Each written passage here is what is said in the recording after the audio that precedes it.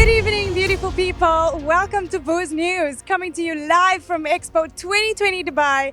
We are here in the Opportunity Pavilion now, and as you can see behind me, it says Mission Possible, and that's exactly what it is. Tonight, we are going to take you on a journey, an interesting one inside the beautiful pavilions here at Expo 2020 Dubai. So come with me as I take you on this journey along with us. Stay tuned.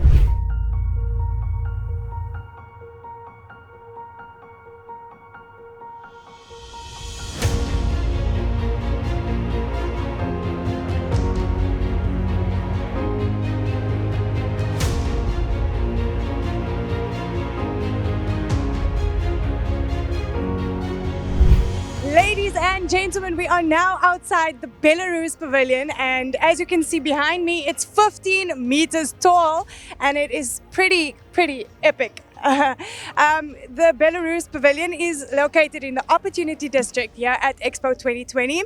It's also named the Forest of Future Technology, which was inspired by Belarus's luscious forests and their natural rich mineral resources that they have in the country. It also communicates a message that technology and nature can coexist and complement each other to create a sustainable and innovative future. I can't wait to check out the inside of this pavilion, so follow me and let's go check it out.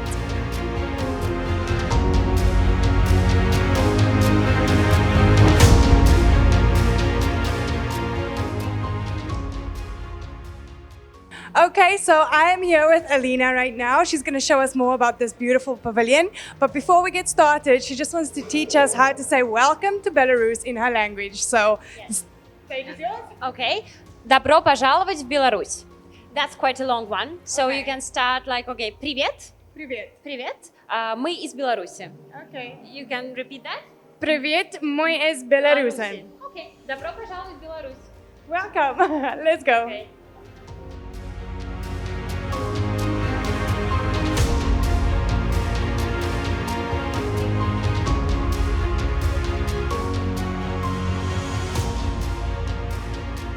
Now that you know how to say welcome to Belarus, Alina, who is the supervisor of the pavilion, is going to take us on a little tour and tell us some more about this pavilion. So, Alina, to you. Yes, thank you so much. Actually, we have this conception, a very interesting one. This is Forest of the Future. And here we have 3 zones. They are about 3 I's: investment, innovation, and technologies and individual. That means that we here have all the latest technologies that are represented in our country for agriculture, for education, for medical, like robotics sphere and industrial ones. And here we will have, we will show you very interesting things. So we can actually proceed, if you don't mind. Yeah, we have our 4D bioprinter. Okay. It's here.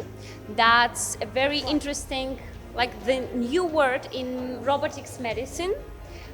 You can see it here. Wow.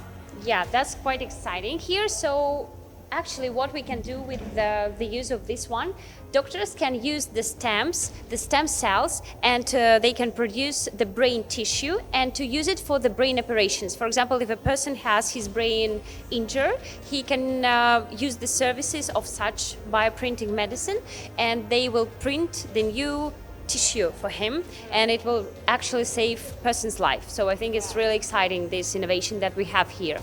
And we have that one. Let's go over there. Yeah. And what is this called? The turbosphere. Okay. Turbosphere for saving energy. That's quite technical, quite industrial. So here we have, like, we use the energy, we recreate the energy, and after that we use it in order to make the production more effective and more regional. So anyway, you will come here and you will get to much more about our innovations here. Yeah, what else? I think we can proceed to the next zone. Let's go to the next zone. Thanks for that, Alina.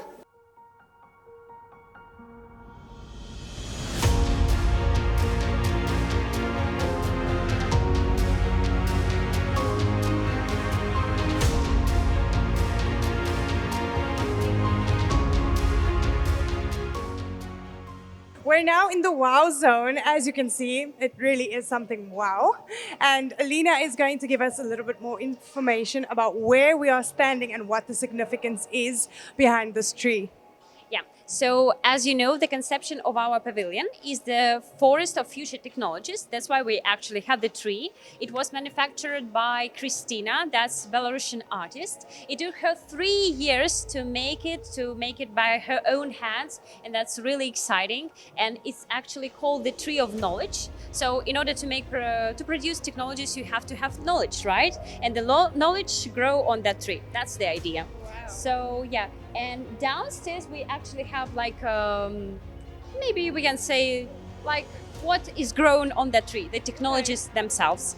We have designs which were manufactured by Minsk Art Technology Design Institute, and the students, they had their imagination to work on those projects. Like they have the design of the future unmanned vehicles, of unmanned metro buses and trams and something like that. So, I mean, you can come and see by yourself, check it out. Yeah, that's amazing. I love the message and the innovation behind it. So, yeah, it really showcases the technology, the vast technology that Belarus has to offer, as well as the amazing natural resources.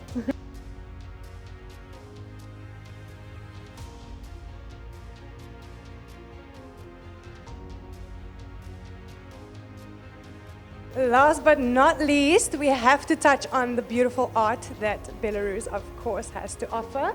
We're standing in an art gallery now, and it was designed and created by Dasha, who's a world-renowned artist in Belarus.